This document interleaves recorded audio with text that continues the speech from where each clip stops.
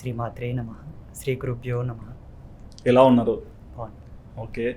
శ్రీ శ్రీ శ్రీ ఆదిత్య పరశ్రీ స్వామి, ఆ. ఇన్ని స్త్రీలు ఎందుకు వచ్చాయి? అది గౌరవ సూచకం. సన్యాస పరంపరలో ఓకే. సాధన సంపత్తిని బట్టి అవి ఇస్తారు. మ్మ్. మేము తీసుకోం, అవును. మా గురువులు ఇచ్చారనమాట. ఓకే. అంటే కొందరికి ఒకటే స్త్రీ ఉంటుంది, కొందరికి 2 స్త్రీలు ఉంటారు. మాకు 3 స్త్రీలు ఎందుకు ఇచ్చారంటే ఆశ్రమ పరంపర విధి, మ్మ్. మా మాన్యత. ఓకే. మా అనుష్ఠానంలో మేము కొన్ని గురువులకు అర్పిస్తాము.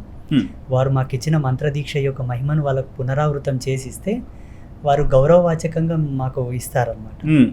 ఆశ్రమ ధర్మంలో వాళ్ళు ఇచ్చిన పట్టాభిషిక్తమైన నామం ఏది. ఓకే. పూర్వపు నామం వేరుంటుంది మరి. ఆ, సన్యాసించిన తర్వాత పేర్లు మారుతాయి. అంటే మీ పూర్వనామం ఏమంటారు? జే ఆంజనేయులు. జై ఆంజనేయులు. ఆంజనేయులు. ఓకే. జై ఆంజనేయులు కాస్త ఈరోజు స్వామి అయ్యారు. చెప్పకూడదు. ఆ. సన్యాసి పేరు చెప్పకూడదు, గోత్రం చెప్పకూడదు, ఇల్లు చెప్పకూడదు. మ్మ్. చెప్తున్నాను మీరు కానీ అడిగారు అంటే కాబట్టి. లైక్ మాకని కాదు, మిమ్మల్ని ఎక్కువగా లైక్ చేసే వాళ్ళు ఉంటారు, మీరు చెప్పే ప్రవచనాలు కానీ మంత్రాలు కానీ ఫాలో అయ్యే వాళ్ళు ఎంతో మంది ఇళ్లలో ఉంటారు. కానీ ముందు కొంచెం తెలిస్తే అది కూడా వాళ్ళకి అర్థమవుతుంది కదా అని.